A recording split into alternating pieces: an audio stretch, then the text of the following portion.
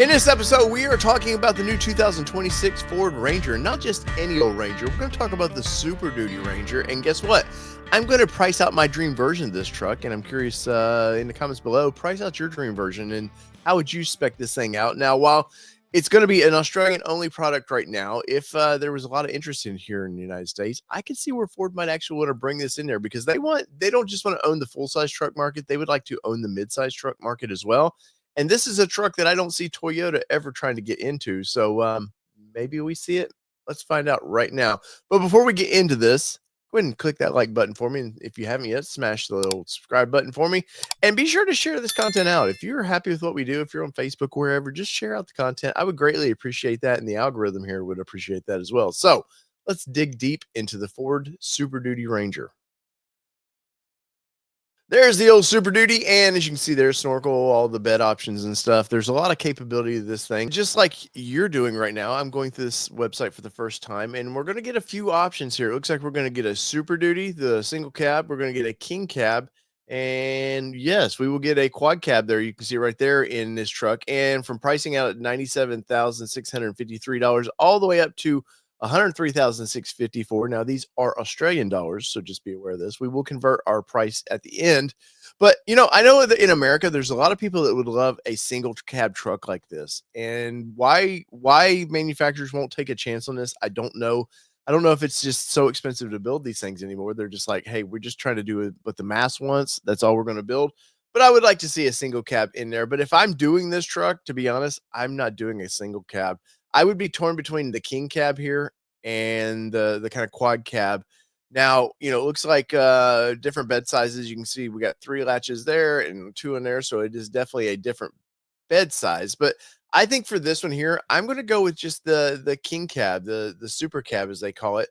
You're still getting the 3-liter turbo V6 diesel engine with a 10-speed automatic transmission. So there's some key features I would like. And let's see, powertrain, yeah, 4-wheel drive. What more could you ask for? This is just a little workhorse of a truck, and I would like to see this style truck here in the U.S. I can't believe that landscapers, people like that, wouldn't want something like this to tow their vehicle and keep it a diesel.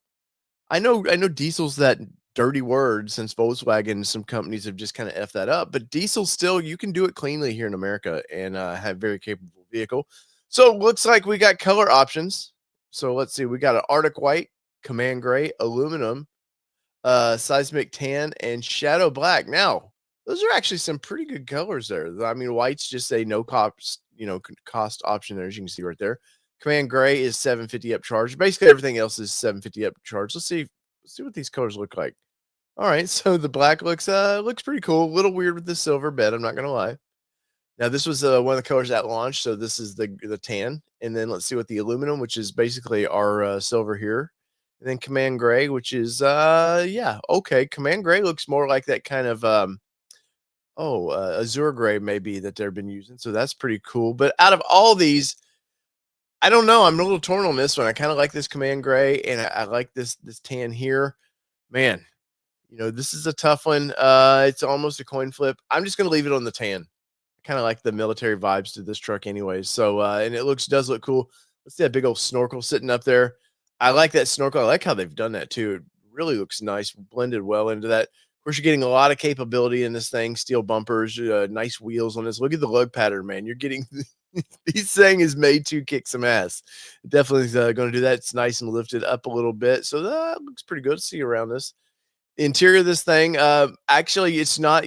I was expecting when I heard this was coming out, I was expecting like the interior to be very plain, man. But I think Ford's past that. They're just like, look, let's just do what we do, and be damned. So looks very nice there. So back to the truck there. So that is a nice looking truck. So X out of this now. So we have one big option there. So the fabric, we're going to get one option there. It's going to be a fabric option, which is a truck made to get dirty. I can totally understand that.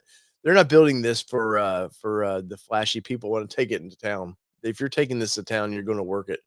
So now they have we got a couple tray options back here. So let's hit this. So the Super Duty steel tray utilizes full galvanized sheet metal or sheet steel zinc plated hardware, providing the tray body with excellent corrosion protection throughout. Okay. So yeah, That's kind of interesting. Wow, that actually don't look bad either. And then the body matching color, which I think I would do the body matching color. I like this style bed though. It's more handy than you would actually believe. Rock siders for 1850. Yes, 100%. I want to do rock rails on this thing because if I'm buying this, I'm going to go have some fun with it and work it out. Dual battery system prep pack, which would here in the United States, we would love something like this. I to be able to get the prep pack for that so you can just drop in that secondary battery. That would be pretty cool, but I'm going to bypass that right now. This thing's already pretty expensive. So you can get a snorkel removal. It's a no cost option there, which is kind of nice. Sea removal. Well, that's kind of interesting. I wish that we could blow this up because it's just going to make me click it and I can't see. But yeah, that's pretty interesting. It's no cost too. Wheel center cap pack. So I guess you want a little flash there, you can do that. So there's not a lot of cost options to this truck. Obviously, this is a workhorse. I think people here in the United States would love to have this, if especially if you had a secondary vehicle. Me as a land surveyor, I would love to have something like that. I think in the engineering field, it would work out great here. But you know, there's a price to be paid for this thing. Of course, we're going to tally the price in just a second. Overall, with the matching tailgate bed back there, that looks great. I do love that you're getting a nice interior of this thing. Once again, let's throw this back up here. It's not just some plain Jane, like, like what I would have thought of as a stripper back in the late 80s, early 90s as a stripper, which have been no options, no AC, no nothing. This one looks good. And of course, we've seen in the United States how this is easily flippable. And I do love the Super Duty stamped in there. That is really, really nice feature. And I'll be honest, the cloth seats are great. I don't hate the cloth seats in any of the Ford product right now, and you're getting that kind of Raptor style shifter. So that's the kind of mouse pad. I like that quite a bit. So what we're going to get here, the estimated price of this thing, we're getting that 3-liter twin turbo diesel engine with the 10-speed automatic transmission. We're going to get the super cab chassis, which was included, so no big price in that, which I like. We're getting the paint is the tan is going to cost us $750, and we're going to get the elevated embossed fabric, which no problems there. And what are the options too?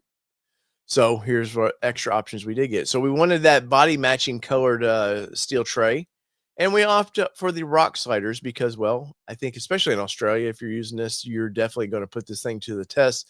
But $104,371. But wait, there's more because we got to convert this to US dollars. So let's figure out what that price is. Let's convert this to US dollars. So we are at 104 371 in Australian dollars, which is going to put us at 67,609. So basically 67,610 is what this thing's going to put us at there. And while it is a nice vehicle, that's a tough one to swallow. And of course, there's a lot of capability with this thing. The towing's outrageous.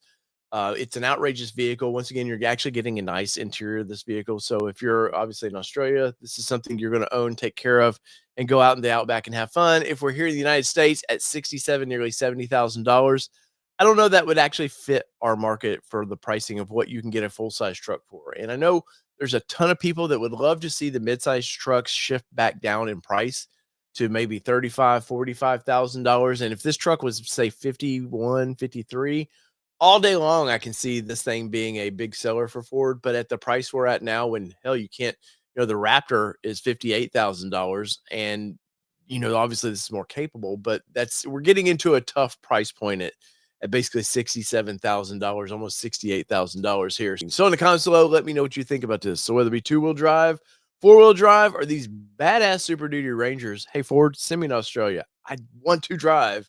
Been your All Terrain Nation. I'm your host, David Boyd, and we're out. Peace, everybody. Love y'all.